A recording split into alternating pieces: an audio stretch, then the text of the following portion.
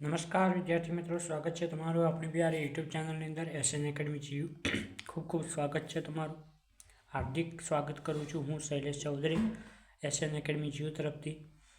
કેમ છો બધા? મજામાં હશો? આપણે 12 સાયન્સની અંદર બોર્ડ ગુજકેટની અંદર આપણે તારીખો આવી ગઈ છે. ઓકે, 1 મંથની અંદર તમારી એક્ઝામ પણ છે. તો આપણી ચેનલ ઉપર એટલે કે એસએન એકેડમી જીયુની ચેનલની ઉપર ખૂબ મસ્ત મજાનો તમારો કોર્સ લઈને આવી રહ્યા છીએ અમે. ઓકે, એસએન એકેડમી જીયુની અંદર તમારો કોર્સ છે એનસીઆરટી રિવિઝન સિરીઝ કરીને આપણે જે કોર્સ લાવ્યા છીએ. ઓકે, ચલો વિદ્યાર્થી મિત્રો, એનસીઆરટી આપણે સિરીઝ જે લાવ્યા છીએ 12 સાયન્સ કેમિસ્ટ્રી વિદ્યાર્થીઓ માટે, ચેપ્ટર નંબર 4 છે. ઓકે, તો એની અંદર આપણે જોઈએ તો ડી અને એફ વિભાગના તત્વોનું આપણે જે ફર્સ્ટ લેક્ચર છે એ કેવું છે કમ્પ્લીટ કરી નાખ્યું છે. તો વિદ્યાર્થી મિત્રો, આ લેક્ચર કયું છે? આપણો લેક્ચર છે આ સેકન્ડ નંબરનું. કયા નંબરનું છે લેક્ચર? સેકન્ડ નંબરનું. ઓકે, ચલો તો તમારે અહીં આપી દઉં સેકન્ડ નંબર, આપણે પાર્ટ બનાવી નાખીએ એટલે તમારે થઈ જાય કમ્પ્લીટ. ચાલો વિદ્યાર્થી મિત્રો,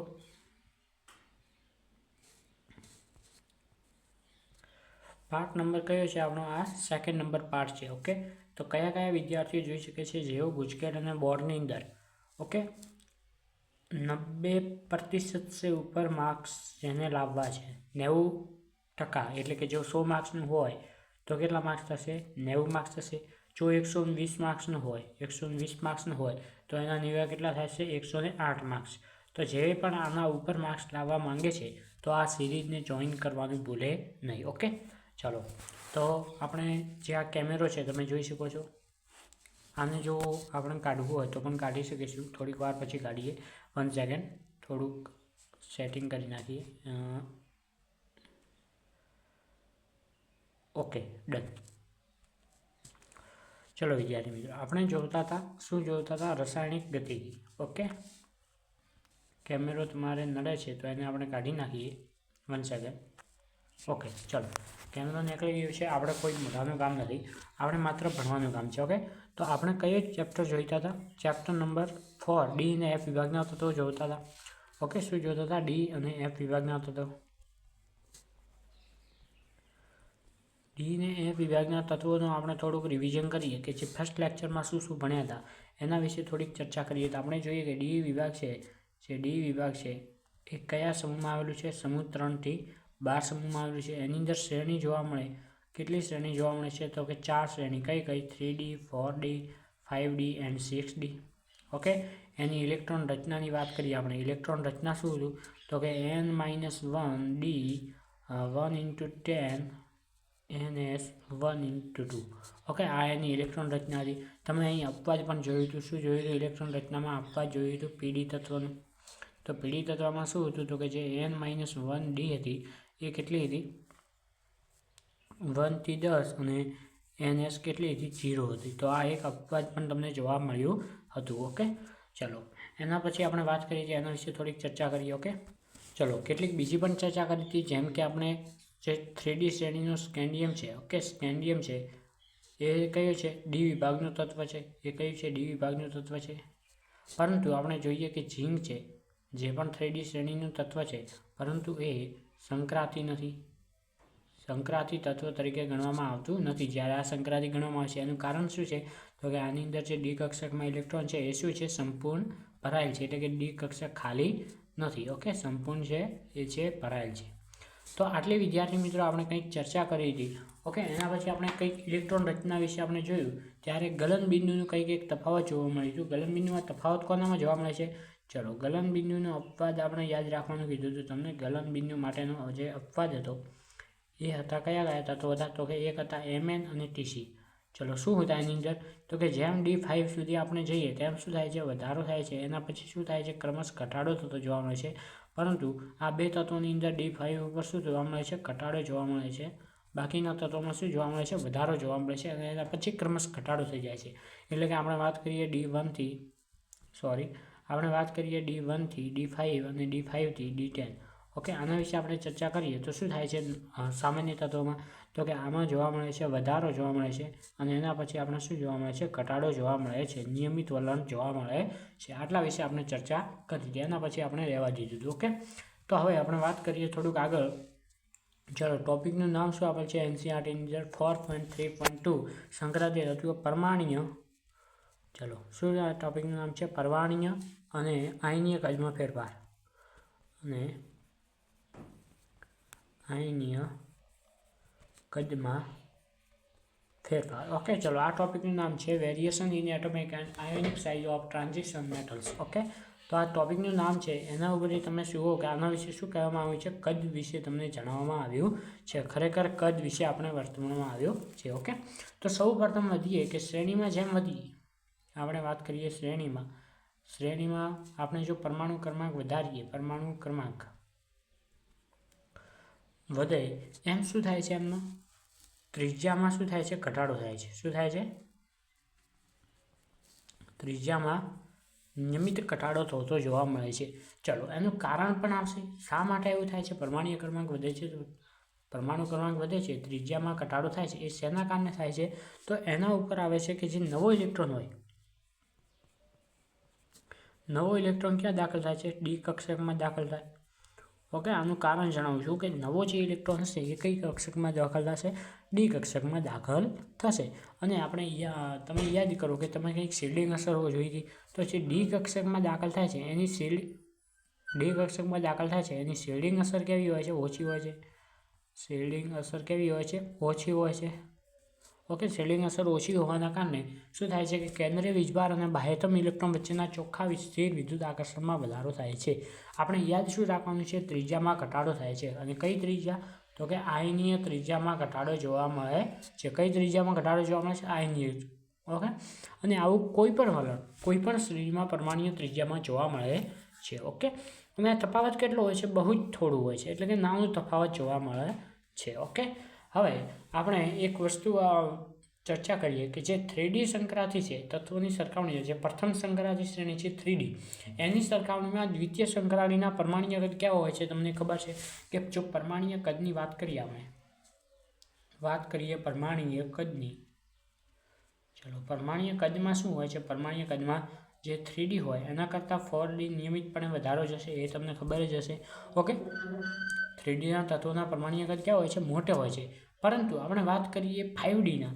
ઓકે, તો 5Dના પણ કેવા હોવા જોઈએ? આના કરતાં મોટા હોવા જોઈએ. ઓકે, પરંતુ જે પરમાણ્વીય કદ છે એ એમના સરખા હોય છે. આવું બનતું નથી, પરંતુ કેવું બને છે? બને છે આવું. ઓકે, તો આ પણ એક વસ્તુ તમારે યાદ રાખવાની છે, જે વિધાનવાળા વાક્યમાં પૂછાઈ શકે છે. ઓકે, એના પછી વાત કરીએ કે આ કારણ શું હોય છે? તો કે 4f કક્ષકો માટે નડતરરૂપ બને છે. હવે જે 4f કક્ષકો છે એ 5D શ્રેણીના તત્વોના શરૂઆત પહેલાં ભરાવવી જ જોઈએ. ઓકે, 5D કક્ષક પહેલાં 4f કક્ષક ભરાવાના કારણે ત્રિજ્યામાં ઘટાડો જોવા મળે છે. અને મુખ્ય કારણ જે તમારો વિધાન છે, વિધાનવાળું વાક્યમાં હશે, તો એ વિધાનવાળા વાક્યમાં શું આવી શકે છે? તો જુઓ કે જે હું લખું એ તમે ધ્યાનથી સમજો કે જે 5D કક્ષક હોય. ચલો, વાત કરીએ 5D કક્ષકની. તો 5D કક્ષક પહેલાં ભરાવવી જોઈએ કઈ? 4D કક્ષક ભરાવવી જોઈએ. એ તો તમને ખબર છે, ભરાવવી જોઈએ. 4D કક્ષક પહેલાં કઈ ભરાવવી જોઈએ? 5D કક્ષક પહેલાં કઈ ભરાવવી જોઈએ? આપણે કહી શકીએ કે 4f ભરાવવી જોઈએ, પરંતુ 4D નહીં આવે, 4f આવશે. ઓકે, 4f કક્ષકો પહેલાં ભરાવવી જોઈએ, પરંતુ આ 4f કક્ષકો 5D શ્રેણીના તત્વોની શરૂઆત પહેલાં ભરાવવી જ જોઈએ. ચલો, પરંતુ 5D કક્ષક પહેલાં 4f કક્ષકો ભરાવાના કારણે જે પરમાણ્વીય ત્રિજ્યામાં શું થાય છે? નિયમિત ઘટાડો થાય છે. પરમાણ્વીય ત્રિજ્યામાં શું થાય છે? નિયમિત ઘટાડો થાય છે. ઓકે, ચલો, આ એક કોન્સેપ્ટ તમારે શું કરવાનું છે? યાદ રાખવાનું છે. આમાંથી તમારે શું પૂછાઈ શકે? વિધાનવાળો MCQ આવવાની પૂરેપૂરી સંભાવના છે. ઓકે, આ જ વિધાન હશે. જો વિધાનવાળું આવે તો આ જ વિધાન તમને એની અંદર જોવા મળશે. ઓકે, ચલો જઈએ આગળ આપણે. ચાલો આગળ જઈએ. તો આગળ શું કહેવા માંગે છે? તો તો એના પછી શબ્દ આવે. અને જે એક વસ્તુ તમને નોટિસ કરવાનું ભૂલી ગયું કે જે તમે નોટિસ કરી, જે આ ક્રિયાને શું કહેવાય છે? આ ક્રિયાને એક નામ આપ્યું છે. તો આની અંદરથી બીજો MCQ આવે. ઓકે, તો લેન્થેનોઇડ સંકોચન.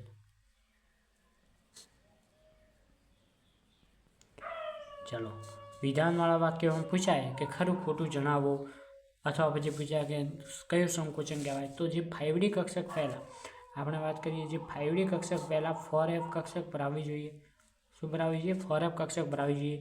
તો જેનાથી શું થાય છે? ત્રિજ્યામાં શું થાય છે? ઘટાડો થાય છે. આ શોર્ટ તમને લખું. ઓકે, ચલો, ત્રિજ્યામાં શું થવું જોઈએ? ઘટાડો થવો જોઈએ. તો આ જે ઘટાડો થાય છે એને જ શું કહેવામાં આવે છે? લેન્થેનોઇડ સંકોચન તરીકે નામ આપવામાં આવ્યું છે. ઓકે, ચલો,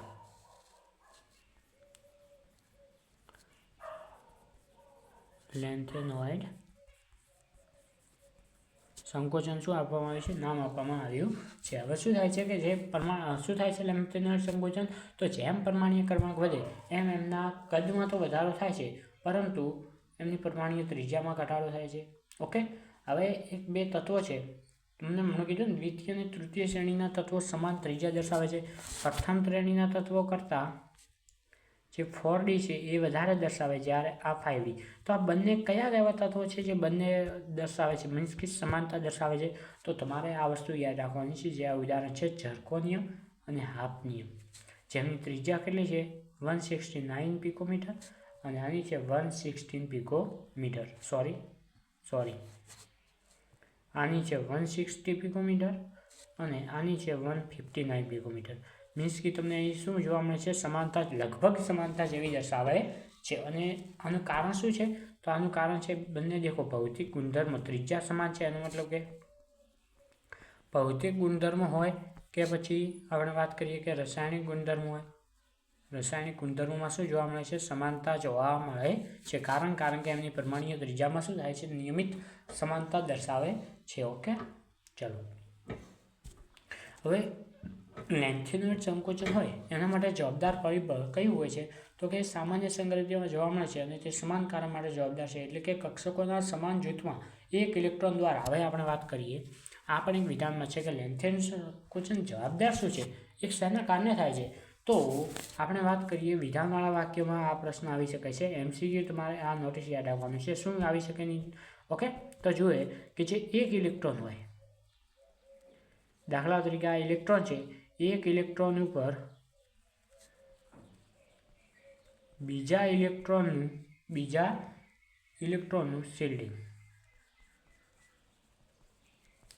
આના કારણે આપણે જોવા મળે છે. આ શિલ્ડિંગ કેવું હોય છે? શિલ્ડિંગ અસર કેવી હોય છે? આ શિલ્ડિંગ અસર કેવી હોય છે? તો કે સર અપૂર્ણ હોય છે. ભાઈ, પૂર્ણ શિલ્ડિંગ અસર કે તાકાતવાળી નથી હોતી. કેવી હોય છે? અપૂર્ણ શિલ્ડિંગ અસર હોય છે. તો એના કારણે આપણે શું જોવા મળે છે? લેન્થેનોઇડ સંકોચન જોવા મળે છે. તો આ વિધાન શું યાદ રાખવાનું? એક ઇલેક્ટ્રોન ઉપર બીજા ઇલેક્ટ્રોનનું અપૂર્ણ શિલ્ડિંગ છે. તો આનો મતલબ શું થાય છે કે જે 4F ઇલેક્ટ્રોનનું શિલ્ડિંગ છે એ અન્ય ઇલેક્ટ્રોન દ્વારા એક D ઇલેક્ટ્રોનના શિલ્ડિંગ કરતાં કેવું હોય છે? ઓછું હોય છે. હોવું જોઈએ વધારે, પરંતુ વધુ નથી. તેથી શું થાય છે કે જેમ કેન્દ્રીય વીજભાર વધે એમ કદમાં ઘટાડો થતો જોવા મળે છે. તો આ જે વિધાન છે આની અંદરથી MCQ તમારે કોઈ દાખલા કે આવા ન પૂછાય તો કેવા પૂછે છે કે આવા વિધાનવાળા વાક્યો તમને પૂછાવાની સંભાવના રહે છે. ઓકે, તો હવે જેવી રીતે ત્રિજ્યામાં ઘટાડો થાય છે અને પરમાણ્વીય દળમાં વધારો થાય છે, તો આના મતલબ શું થાય છે? ચલો, તમને ફેર MCQ આના રિલેટેડ પૂછે છે કે તમે કહો છો કે આપણે વાત કરીએ કે પરમાણુ ક્રમાંક જેમ વધે, ચલો, પરમાણુ ક્રમાંક વધે, પરમાણુ ક્રમાંક શું થાય છે? વધે, તો આયનીય ત્રિજ્યા ઘટે. બિલકુલ સાચી વાત છે, આયનીય ત્રિજ્યા ઘટે છે. ઓકે, સમજો વિદ્યાર્થી મિત્રો, આ વસ્તુ યાદ રાખવાની. હવે જેમ પરમાણ્વીય ત્રિજ્યા ઘટે તો આપણે કહી શકીએ પરમાણુ ક્રમાંક વધે, એનો મતલબ કે દળ વધે. તો શું આની ઘનતામાં શું થશે? ચલો, ઘનતા વિશે કોઈ જણાવી શકશે? ઘનતામાં શું થશે? તો ઘનતા એટલે કે દળ ભાગ્યા કદ. હવે જે રીતે ત્રિજ્યા ઘટે એ રીતે દળમાં વધારો થાય, તો ઘનતા બરાબર શું થાય? દળ ભાગ્યા કદ. ચલો, દળ વધે તો ઘનતામાં શું થાય? વધે. ઘનતામાં શું થાય છે? વધારો થાય છે. તેથી આપણે કહી શકીએ કે સ્કેન્ડિયમ ટિટેનિયમથી ઝર્કોનિયમ સુધી શું થાય છે એનસીઆરટીની અંદર આપે છે એ સાચું છે કે પરમાણુ ક્રમાંકની વધવાની સાથે શું વધે છે ઘનતા વધે છે. ઓકે, તો તમને કંઈ કોષ્ટક આપેલું છે એની અંદર તમે જોઈ શકો છો કે તત્વો આપેલું છે scandium, titanium, vanadium, chromium, manganese, iron, cobalt, nickel, copper, zinc એમના પરમાણુ ક્રમાંક આપેલા છે. એના પછી તમે જુઓ કે જે ઇલેક્ટ્રોન રચના છે દ્વિસંયોજક ઇલેક્ટ્રોન રચના છે, ત્રિસંયોજક ઇલેક્ટ્રોન રચના છે. એના પછી એની પરમાણુ એન્થાલ્પી આપેલ છે જે શું થાય છે ઘટાડો થાય છે પહેલાં વધારો થાય છે પછી નિયમિત ઘટાડો થાય છે. એના પછી વાત કરીએ આપણે આયનીકરણ એન્થાલ્પી તો એ પ્રથમ, દ્વિતીય અને તૃતીયમાં જોઈ શકીએ છીએ કે શું થાય છે ત્રણેયમાં વધારો થતો જોવા મળે છે. ઓકે, થોડુંક નિયમિત હોય છે.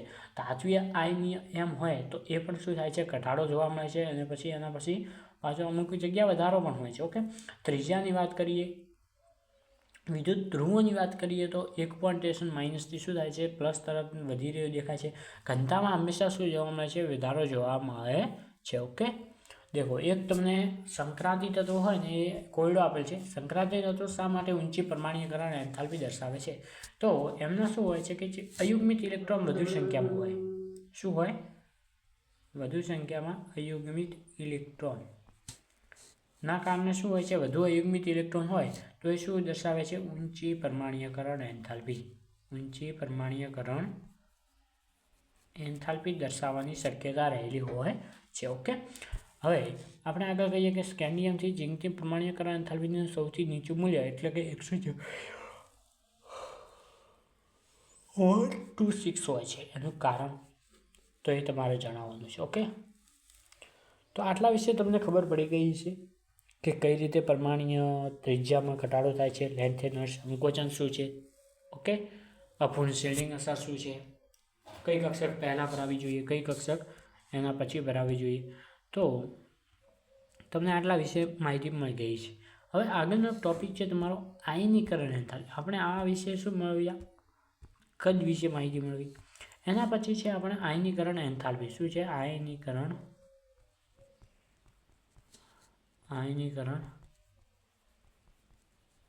ચલો આયનીકરણ એન્થાલ્પીને આપણે દર્શાવીએ છીએ એ જોઈએ કે આયનીકરણ એન્થાલ્પીમાં શું હોય છે. એનસીઆરટીની અંદર પહેલાં વાંચી લઈએ પછી તમને સમજાવું કે આંતરિક ડી કક્ષકો ભરાવાની સાથે કેન્દ્રીય વીજભારમાં વધારો થવાના કારણે દરેક શ્રેણીમાં ડાબી બાજુથી જમણી બાજુ તરફ જતા સંક્રાંતિ તત્વોની આયનીકરણ એન્થાલ્પીમાં વધારો થાય છે.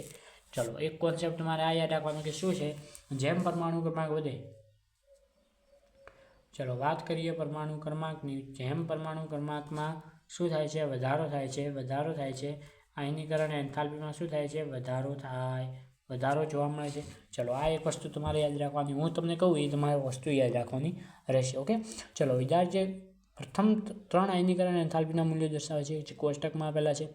હવે શું થાય છે કે ક્રમિક આયનીકરણ એન્થાલ્પીમાં થતો વધારો એટલો તીવ્ર નથી હોતો જેટલો બિનસંક્રાંતિ તત્વોમાં છે. ચલો વિધાનમાં પૂછી શકાય છે કે કોનામાં વધારો વધારે હોય છે, મીન્સ કે જેટલું તીવ્ર કોનું વધારે હોય છે તો બિનસંક્રાંતિ તત્વો હોય એટલે કે SP વિભાગના બિનસંક્રાંતિ તત્વોમાં કેવું હોય છે વધારે હોય છે. કોના કરતાં વધારે હોય છે? સંક્રાંતિ તત્વોમાં.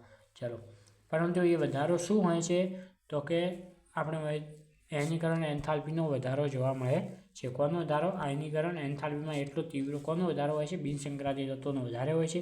ઓકે, ચલો પ્રથમ આયનીકરણ એન્થાલ્પીના મૂલ્યમાં વધારો થાય છે પરંતુ શ્રેણીમાં ક્રમિક તત્વોની દ્વિતીય અને તૃતીય આયનીકરણ એન્થાલ્પીના મૂલ્યમાં થતા વધારા માત્રા ઘણી વધારે હોય છે.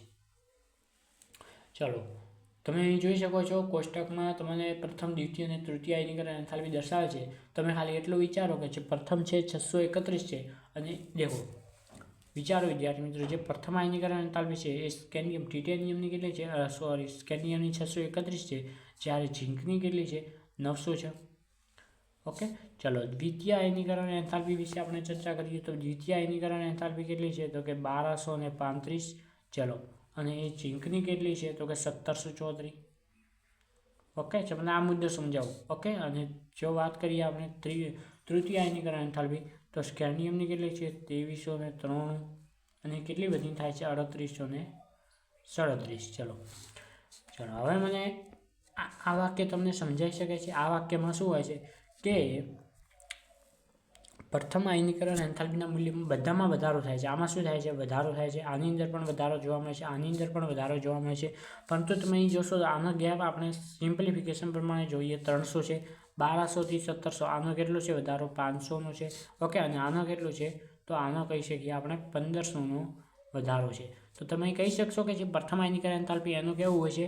નીચું વધારો છે, નીચું વધારો એટલે કે ઓછો વધારો થાય છે. જ્યારે બંનેમાં કેવો વધારો થાય છે? તીવ્ર વધારો જોવા મળે છે. ઓકે, ચાલો, તો આ બંને વસ્તુ તમને ખબર પડી ગઈ. તો યાદ રાખવાનું કે જે દ્વિતીય, આ કેવી છે આપણે?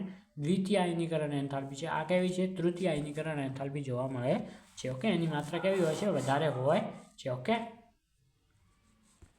ચલો, ઓકે, આટલા વિશે તમને ખબર પડી ગઈ. ચાલો, તો હવે આપણે આગળ શું કીધું છે કે જો કે 3D ધાતુઓની પ્રથમ આયનીકરણ એન્થાલ્પીમાં અનિયમિત વલણની રાસાયણિક અર્થસૂચકતા ઘણી ઓછી હોય છે, પરંતુ એક બાબત એ ધ્યાને લઈ શકાય કે ઇલેક્ટ્રોન દૂર કરવાથી 4s અને 3D કક્ષકોની સાપેક્ષ ઉર્જામાં ફેરફાર થાય છે. તમે એ શીખ્યા છો કે જ્યારે ડી વિભાગના તત્વ આયનો બનાવે ત્યારે n-1 ડી ઇલેક્ટ્રોન પહેલા ns ઇલેક્ટ્રોન દૂર થાય છે. તમે જ્યારે સંકીર્ણ સંયોજન બનાવશો, ઓકે, ચલો, જે સંકીર્ણ સંયોજન બનાવશો, સંકીર્ણ સંયોજન બનાવશો ત્યારે શું થશે? તો કે જે પહેલાં કયા ઇલેક્ટ્રોન દૂર થશે? 4sમાંથી ઇલેક્ટ્રોન દૂર થશે અને એના પછી 3Dની વારી આવશે. દાખલા તરીકે આપણે વાત કરીએ મેંગેનીઝ. ચલો, મેંગેનીઝની વાત કરીએ, શું કહેવા માંગે છે? તો આનો પરમાણુ ક્રમાંક કેટલો છે? 25. ચલો, આની ધરાવસ્થામાં ઇલેક્ટ્રોન કેટલી છે?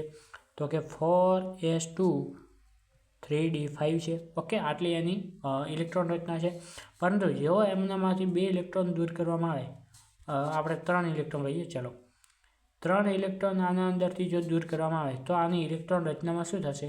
તો સૌ પ્રથમ શું થશે કે જે આ 4s ઇલેક્ટ્રોન છે આ દૂર થશે. ચલો, તો 4s કેટલા થઈ ગયા? 0. 2 ઇલેક્ટ્રોન દૂર થયા. હજી આપણે એક વધારાનું ઇલેક્ટ્રોન દૂર કરવાનું છે. એ ક્યાંથી થશે? આના અંદરથી. તો 3d4 થશે. ઓકે, આ રીતે એની ઇલેક્ટ્રોન રચનામાંથી ઇલેક્ટ્રોન દૂર થશે, મૂળ કક્ષકમાંથી દૂર થશે.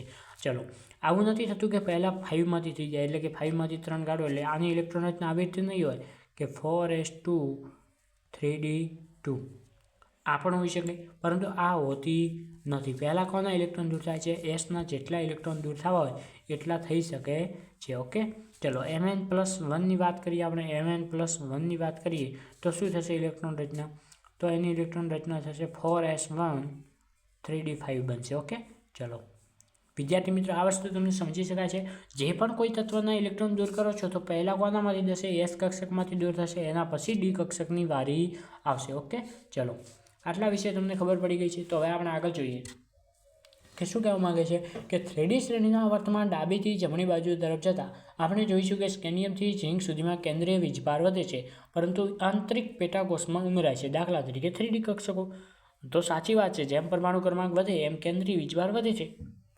ઇલેક્ટ્રોન કઈ કક્ષકમાં દાખલ થાય છે? આંતરિક પેટાકોષ. આંતરિક પેટાકોષ એટલે શું કે દાખલા તરીકે આપણે વાત કરીએ 3Dની આંતરિક કક્ષા કઈ છે? તો dx² dy² dz² dx² - y².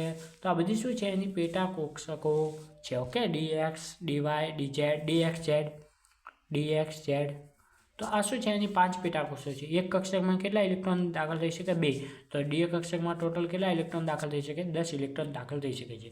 તો તમે કહી શકશો કે જે છેલ્લો ઇલેક્ટ્રોન છે કઈ કક્ષકમાં દાખલ થશે? ડી કક્ષકમાં દાખલ થશે. ઓકે, બાહ્ય કક્ષકના ઇલેક્ટ્રોન એકબીજાને પરિરક્ષિત કરી શકે તેની સરખામણીમાં 3D ઇલેક્ટ્રોનો કેન્દ્રીય વીજભારના વધારા સાથે 4s ઇલેક્ટ્રોનને વધુ અસરકારક રીતે પરિરક્ષિત કરે છે. તેથી પરિમાણીય ત્રિજ્યા ઘટે છે. આ આપણે વાત કરી છે લેન્થિનોઇડ સંકોચનની, કે જે 3D કક્ષક હોય એમના વાત કરીએ એના પહેલાં શું હોય છે કે 4s ઇલેક્ટ્રોનમાં દાખલ થાય છે, દૂર થાય છે. ઓકે, તો આ રીતે એમની શું થાય છે કે આપણે કહી શકીએ કે શું થાય છે? ત્રિજ્યા ઘટે છે. ચલો, એટલા માટે 3D શ્રેણીમાં આયનીકરણ ઉર્જા નજીવી માત્રામાં વધે છે. 2 કે તેથી વધુ વીજભાર ધરાવતા આયનો 4s ઇલેક્ટ્રોન સિવાયની dn ઇલેક્ટ્રોનની રચના ધરાવે છે. અસરકારક કેન્દ્રીય વીજભારના વધારાના કારણે દ્વિતીય આયનીકરણ એન્થાલ્પી મૂલ્ય વધવાનું વલણ અપેક્ષિત છે, કારણ કે ડી કક્ષકોની જુદી જુદી દિશાઓને કારણે કેન્દ્રીય વીજભારમાં અસરમાં એક ડી ઇલેક્ટ્રોન બીજા ડી ઇલેક્ટ્રોનનું પરીક્ષણ કરી શકતો નથી. તેમ છતાં દ્વિતીય અને તૃતીય આયનીકરણ એન્થાલ્પીમાં સ્થિર વધારાનું વલણ અનુક્રમે Mn+2 અને Fe+3ના નિર્માણને અટકાવે છે. આ બંને કિસ્સામાં D5 ઇલેક્ટ્રોન રચના ધરાવે છે. આ પ્રકારનો અટકાવ તે પછીની સંક્રાંતિ અનુવર્તી તત્વોમાં જોવા મળે છે. હવે વાત કરીએ Dn ઇલેક્ટ્રોન હોય એની ગોઠવણી માટે આયનીકરણ એન્થાલ્પીમાં થતા વિચલનનું અર્થઘટન નીચે મુજબ છે.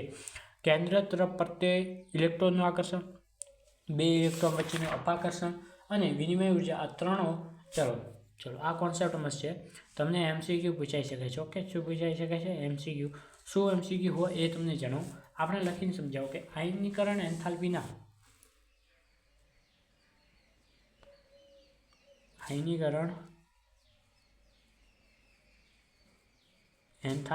મૂલ્ય માટે જવાબદાર પરિબળ. ચલો વિદ્યાર્થી મિત્રો, સૌપ્રથમ શું છે આયનીકરણ એન્થાલ્પીના મૂલ્ય માટે? તો આયનીકરણ એન્થાલ્પી એટલે કે જે એમના મૂલ્યમાં વધારો થાય છે કે ઘટાડો થાય છે એ કોના ઉપર આધારિત છે? તો સૌપ્રથમ વિચારીએ કે આપણે કેન્દ્ર છે, કેન્દ્રની અંદર શું છે? પ્રોટોન છે. તો પ્રોટોન શું છે? ધન વીજભાર અને ઇલેક્ટ્રોન શું છે? ઋણ વીજભાર.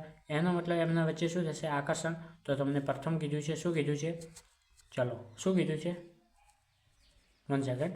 તો કે ઇલેક્ટ્રોન એન્ડ કેન્દ્ર વચ્ચે શું થશે? આકર્ષણ થશે. વિજાતીય વીજભાર વચ્ચે શું થાય? આકર્ષણ થાય. ઓકે, ચલો બીજા નંબરની અંદર તમને કીધું છે ઇલેક્ટ્રોન અને બીજો પણ શું છે? ઇલેક્ટ્રોન. બંને કેવા છે? ઋણ વીજભાર. તો એમની વચ્ચે શું થશે? અપાકર્ષણ. તો આ આકર્ષણ અને અપાકર્ષણ બળ બંને મૂલ્યમાં જવાબદાર છે. અને ત્રીજો નંબરનો પણ ફેક્ટર જવાબદાર છે, જેનું નામ છે વિનિમય ઉર્જા. વિનિમય ઉર્જા. આ ત્રણ ફેક્ટર આયનીકરણ એન્થાલ્પીના મૂલ્યના વધારા ઘટાડા માટે જવાબદાર છે. ઓકે, ચલો વિનિમય ઉર્જા શાના માટે જવાબદાર છે? વિનિમય ઉર્જાનું બીજું આપણે કામ કહીએ તો ઉર્જાના સ્થાયીકરણ માટે. ઉર્જા સ્તરના સ્થાયીકરણ માટે. સમજી શકો છો વિનિમય ઉર્જા? ઓકે, ઇલેક્ટ્રોન વચ્ચે આકર્ષણ, બે ઇલેક્ટ્રોન વચ્ચે અપાકર્ષણ, આ બધા એકબીજા ઉપર જવાબદાર છે. ઓકે, ચલો વિનિમય ઉર્જા કેવી હોય છે કે જે આપણે ઇલેક્ટ્રોનની કક્ષકો હોય, દાખલા તરીકે આ જે ઇલેક્ટ્રોન ફોરસ કક્ષક છે તો એના આ બે ઇલેક્ટ્રોનો એકબીજા સાથે રહી શકે એમની પૂરતી ઉર્જા હોવી જોઈએ. તો એને શું કહેવાય છે? વિનિમય ઉર્જા કહી શકાય છે. એ જેટલા યુગમાં હોય એટલી એની વધારે હોય છે. ઓકે, દાખલા તરીકે આપણે કહીએ કે એક કક્ષકમાં બે ઇલેક્ટ્રોન છે, જ્યારે ડી કક્ષકમાં આવા કેટલા છે? એવા યુગ્મિત ઇલેક્ટ્રોનની સંખ્યા 2 છે. તો આની યુગ્મિત ઇલેક્ટ્રોન વિનિમય ઉર્જા કેવી છે? આની વધારે જોવા મળશે. ઓકે, ચલો આના વિશે તમને માહિતી મળી ગઈ છે. તો હવે આપણે આગળ શું કીધું છે કે સમાંતર સ્પિન અને કક્ષકની મહત્તમ એકલ ભરની ન્યૂનતમ. હ્યુનનો નિયમ શું દર્શાવે છે? હ્યુનનો નિયમ કહે છે કે જેટલી બનશે ઇલેક્ટ્રોન એકલ રહેવાનો પ્રયત્ન કરશે. ચલો હ્યુનનો નિયમ તમારે યાદ રાખવાનો છે. ચલો કોની વાત કરીએ છીએ આપણે? હ્યુનનો નિયમ.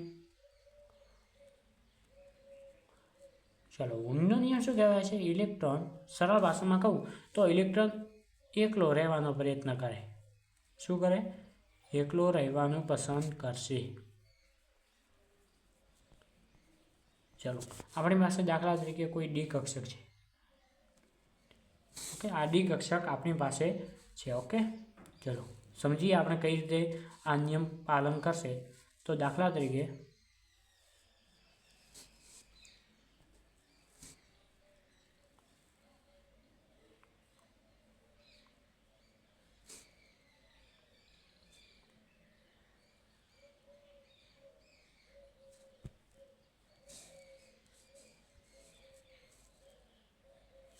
ચલો આ રીતે છે 1 2 3 4 5. તો હવે જે દાખલા તરીકે આપણે કહીએ કે આપણી પાસે કેટલા ઇલેક્ટ્રોન છે? 7 ઇલેક્ટ્રોન છે. અને એકના પહેલાં આપણે વાત કરીએ 3 ઇલેક્ટ્રોનની, એના પછી આપણે વાત કરીએ 7 ઇલેક્ટ્રોનની. ઓકે, તો દાખલા તરીકે આપણે 3 ઇલેક્ટ્રોન ભરવા છે તો 3 ઇલેક્ટ્રોન કઈ રીતે ભરાશે? આ રીતે ભરાશે. એવું નહીં હોય કે પહેલાં આ બંને ભરાઈ જશે પછી બીજી કક્ષકમાં જશે, આવું બનશે નહીં. શું બનશે? એક રહેવાનો પ્રયત્ન કરશે. ઓકે, 3 ઇલેક્ટ્રોનની તમને સમજાઈ ગયું. વાત કરીએ 7 ઇલેક્ટ્રોનની, તો હવે કઈ રીતે ભરાશે? આ બંને પહેલાં પૂર્ણ થઈ જશે એકલ અને પછી બેવડાવવાનું શરૂ કરશે. ઓકે, આ રીતે આવી રીતે નહીં ભરાય. પહેલાં 2 આ ભરાઈ જશે, પછી બીજા આ ભરાઈ જશે, પછી 3 ભરાશે. આવું બનશે નહીં. પહેલાં શું કરશે? એકલ રહેવાનો પ્રયત્ન કરશે. ઓકે, તો આ તમારું શું થઈ ગયું? હિન્ડનો નિયમ તમને સમજાયું. ઓકે, હિન્ડના નિયમમાં કોઈ તકલીફ હોય તો કહેતા રહેજો. વિનિમય ઉર્જામાં થતો ઘટાડો સ્થાયીતા દર્શાવે છે. વિનિમય ઉર્જા ઓછી એટલી સ્થાયીતા વધારે. જો ફેર તમને એક કોન્સેપ્ટ આવ્યો કે જેટલી વિનિમય ઉર્જા હોય એના કરતાં સ્થાયીતા વ્યસ્ત પ્રમાણમાં હોય. એનો કહેવાનો અર્થ છે કે જો આપણે સ્થાયી કરવું હોય તો વિનિમય ઉર્જા કેવી હોવી જોઈએ? ઓછી હોવી જોઈએ. વિનિમય ઉર્જા જેટલી ઓછી, ચલો, વિનિમય ઉર્જા જેટલી ઓછી સ્થાયીતા એટલી વધારે. સમજી ગયા? અને જેટલી સ્થાયીતા વધે તેમ આયનીકરણ વધુ મુશ્કેલ બને. તો સ્થાયીતા જેટલી વધે, આપણે કહીએ કે દાખલા તરીકે સ્થાયી એટલે શું કે 2 ઇલેક્ટ્રોનો એકબીજા સાથે પ્રબળ બંધથી જોડાયેલા છે, તો એ કેવા થઈ ગયા? સ્થાયી થઈ ગયા. તો હવે એમને તોડવા કેવા બનશે? મુશ્કેલ. અને તોડવા માટેની જે ઉર્જા વપરાય એને શું કહેવાય? આયનીકરણ ઉર્જા. અને કહી શકાય આયનીકરણ એન્થાલ્પી. તો એ રીતે હોય તો Mn+ની ઇલેક્ટ્રોન રચના શું છે? 3d5 4s1 અને Cr+ની ધરાવે છે. તેથી Mn+ની આયનીકરણ. હવે આયનીકરણ એન્થાલ્પી વિશે ચર્ચા કરીએ કે કોની વધારે અને કોની ઓછી. તો ચલો વાઇન્ડ કરીએ આપણે આયનીકરણ એન્થાલ્પી. ચલો પહેલાં આ સમજો કે આયનીકરણ એન્થાલ્પી એટલે શું? આયનીકરણ એન્થાલ્પી એટલે કે ઇલેક્ટ્રોનને કક્ષકમાંથી દૂર કરવા આપવી પડતી ઉર્જાને શું કહી શકાય છે? આપણે આયનીકરણ એન્થાલ્પી કહી શકીએ. આપણે 2 તત્વો વિચારીશું, ક્રોમિયમ, ઓકે, અને વિચારશું આપણે મેંગેનીઝ. કારણ એ હમણાં સમજાવશું. દાખલા તરીકે આપણે વાત કરીએ ક્રોમિયમની, તો ક્રોમિયમ કયા નંબરનું તત્વ છે? 24મા નંબરનું તત્વ છે. એની ઇલેક્ટ્રોન રચના શું થશે? 4s1 3d5 થશે. ઓકે, આની ઇલેક્ટ્રોન રચના શું થશે? 4s2 3d5 થશે. ઓકે, ચલો હવે આપણે વાત કરીએ કે Crમાંથી એક ઇલેક્ટ્રોનને દૂર કરીએ આપણે, Cr+ છે, તો એની ઇલેક્ટ્રોન રચના કઈ રીતે થઈ જશે? તો 4sમાંથી દૂર થઈ જશે 3d5. ઓકે, 5 અહીં કક્ષક 4s કેવું થઈ જશે? 0 થઈ જશે. ચલો વાત કરીએ આપણે Mn+2ની. તો આ 2 ઇલેક્ટ્રોન કયા દૂર થઈ જશે? આ ઇલેક્ટ્રોન દૂર થઈ જશે. તો 4s કેટલા બનશે? ત્રીજો, અને 3d5 બનશે. ઓકે,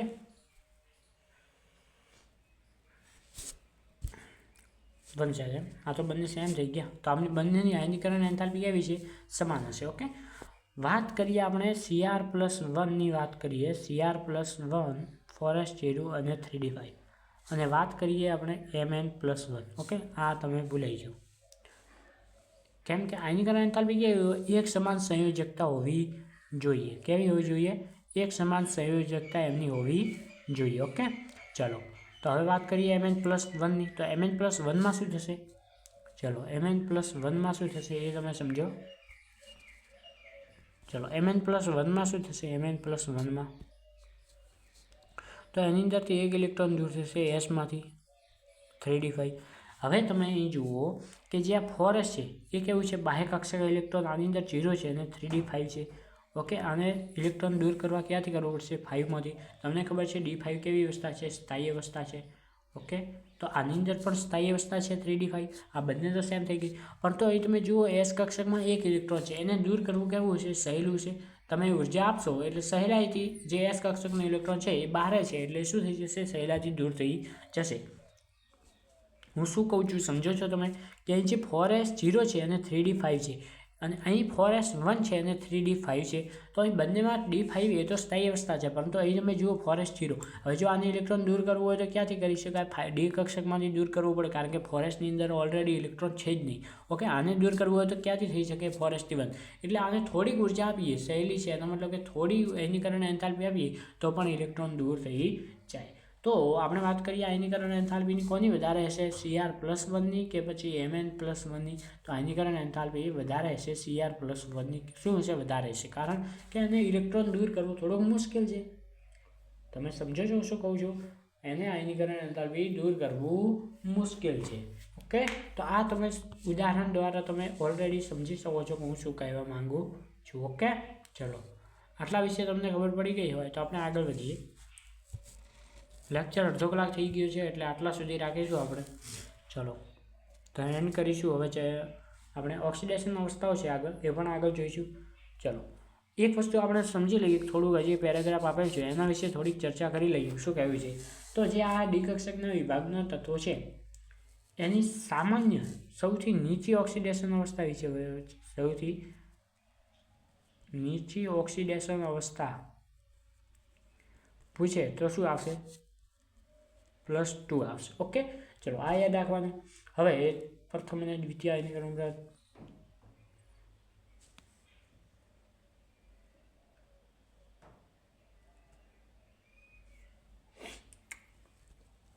ચાલો આગળ જોઈએ કે ફોરેપ કક્ષક પરિબળ દ્વારા દ્વિતીય આયનીકરણ. હવે આગળ તો તમને કંઈ પેરેગ્રાફમાં આપેલું નથી.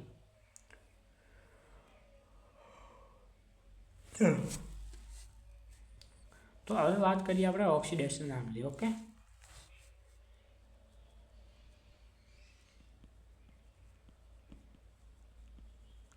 ઓક્સિડેશન અવસ્થા. વિદ્યાર્થી મિત્રો, ઓક્સિડેશન અવસ્થાની વાત આપણે આગળના લેક્ચરમાં કરીશું.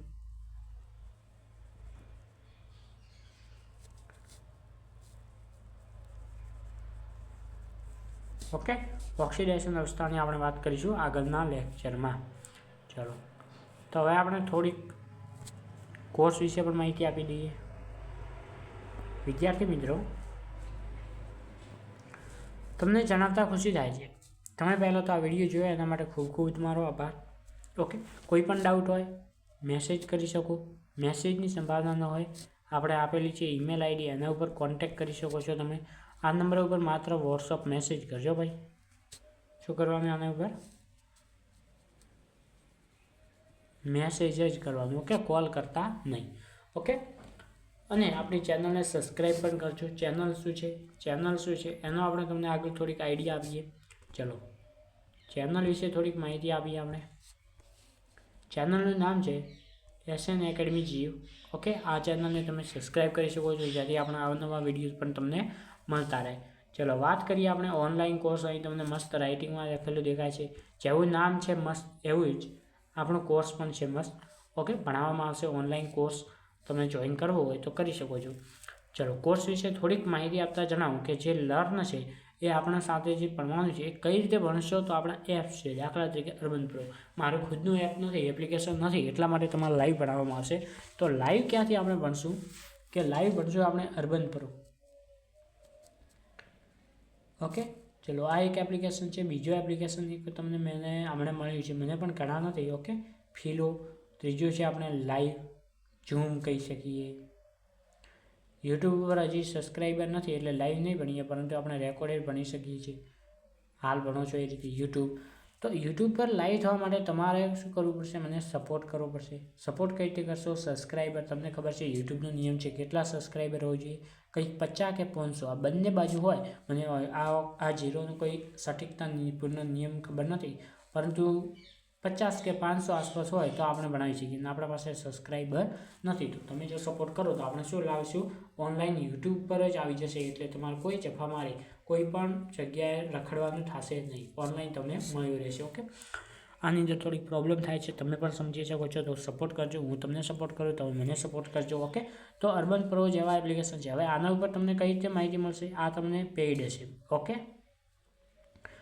અને જો તમે સપોર્ટ કરશો તો યુટ્યુબ પર સબસ્ક્રાઈબ કરી નાખજો. એની અંદર કેવું આવશે? ફ્રી આવશે. પરંતુ આ એપ્લિકેશન ઉપર તમને કેવું મળશે? પેઇડ કોર્સ મળશે. ઓકે, ચલો વિદ્યાર્થી મિત્રો, પેઇડ એટલે હવે આ અર્બન પ્રો ઉપર તમે કઈ રીતે લોગિન કરશો? તો એના માટે પણ તમારે નીચે નંબર આપેલા છે, એ નંબર ઉપર કોન્ટેક્ટ કરવાનો. હું તમને ખૂબ માહિતી આપીશ. ઓકે, ચલો હવે આપણે વાત કરીએ આપણા પ્રોગ્રામ વિશે. એની પહેલાં તમને કહું કે આ ચેનલ છે જે એસએન એકેડમી જીવ તમે હાલ ભણી રહ્યા છો એને મહેરબાની કરીને સબસ્ક્રાઈબ કરી નાખો, જેથી આપણે તમારા વિડીયો મળતા રહે અને તમે ભણી શકો અને મને પણ સપોર્ટ થાય. ઓકે, ચલો કયા કયા વિદ્યાર્થીઓ જોઈન કરશે એના વિશે થોડીક માહિતી આપું. ચાલો, ચેનલનું નામ છે ઓકે, 3 સ્ટાર આપે છે, તમને પૂરેપૂરા સ્ટાર આપીશું જેટલા છે એટલા. વાત કરીએ સબ્જેક્ટની તો દેખો મેથ અને સાયન્સ આ બંને સબ્જેક્ટ તમે ભણી શકો છો. કયા કયા વિદ્યાર્થીઓ ભણી શકે છે તો જે 6 થી 12ના વિદ્યાર્થીઓ છે એની અંદર 11મો અને 12મો જે વિદ્યાર્થી છે સાયન્સવાળા એ આપણા સાથે બોર્ડની તૈયારી કરી શકે છે. ઓકે, ગુજકેટની તૈયારી કરી શકે છે. ભણાવશું કઈ રીતે એકદમ કોન્સેપ્ટ ક્લિયર કરીને તમને ભણાવવામાં આવશે. Okay, learn with concept clear કરવાનો છે. ચલો વિદ્યાર્થી મિત્રો, એક વસ્તુ તમને માહિતી આપું કે જે વિદ્યાર્થીઓ કોમ્પિટિટિવ એક્ઝામની તૈયારી કરે છે એટલે કે જાહેર એક્ઝામની તૈયારી કરે છે, ઓકે, વાત કરીએ શું થાય છે ભૈયા, જાહેર પરીક્ષાની તૈયારી કરતા વિદ્યાર્થી મિત્રો માટે એટલે કે જે આર્ટ્સવાળા છે, કોમર્સવાળા છે એમના માટે ખૂબ જ મહત્ત્વપૂર્ણ જે છે સબ્જેક્ટ છે મેથ છે એ આપણે સમજાવશું સરળ રીતે. જે એને 1 to 1 જોઈન કરવું હોય તો કરી શકે છે, સાયન્સ પણ કરી શકે છે. બીજી વસ્તુ માહિતી આપું કે એમને ભણાવવામાં કઈ રીતે આવશે 1 to 1 એટલે કે એક વિદ્યાર્થી માટે એક જ લાઈવ હશે, કદાચ જોઈશું પછી બે છે અને ફીસ તો એકદમ મામૂલી છે, એવી કોઈ તમે જોઈ પણ નહીં હશે. ઓકે, ચલો વિદ્યાર્થી વાત કરીએ આપણે ઓનલાઈન ટેસ્ટની. ચલો વિદ્યાર્થી મિત્રો, ઓનલાઈન ટેસ્ટ તમને મળશે, PDF સ્વરૂપે પણ મળી શકે છે. ઓકે, પરંતુ બંને તમે ગમે ત્યાં ટેસ્ટ આપશો તમને શું કરશે, સરળતાથી તમે સ્કોર બૂસ્ટ કરી શકશો. ઓકે, તમને નોટ્સ મળશે, ઓકે, 100% ક્લિયર કોન્સેપ્ટ મળશે અને મેથડ તો એકદમ સિમ્પલ જ હશે વિદ્યાર્થી મિત્રો, એમાં તમે ભણીને જ મજા આવી જશે. ઓકે, આવો તમને કોર્સ લઈને આવી રહ્યા છે. ચલો, કોર્સ માટે તમે કોન્ટેક્ટ કરી શકો છો. આ નંબર ઉપર તમે શું કરી શકો છો, વોટ્સઅપ મેસેજ કરી શકો છો. શું કરી શકો છો, વોટ્સઅપ મેસેજ કરી શકો છો આ નંબર ઉપર. ઓકે, વોટ્સઅપ મેસેજ, કોલ નહીં કરવાના. નામ આવશે શૈલેષ ચૌધરી, હું ખુદ તમને મેસેજનો જવાબ આપીશ. ઓકે, તો આટલું તમારે આજે કરવાનું રહેશે. ઓકે, ચલો આપણો ટાઈમ થઈ ગયો છે તો તમે પણ સપોર્ટ કરો મને. શું કરો, સપોર્ટ કરો, હું પણ તમને સપોર્ટ કરીશ તમને માર્ક્સ લાવવામાં, તમે મારા સબસ્ક્રાઈબર લાવો. ઓકે, તો આપણે શું કરી શકીએ, લાઈવ લાવી શકીએ. ઓકે, તો ખૂબ ખૂબ ધન્યવાદ તમારો વિડીયો જોવા માટે. આભાર, દિલથી આભાર માનું છું તમારો અને ફરી મળીએ આવતા લેક્ચરમાં પાર્ટ 3ની અંદર.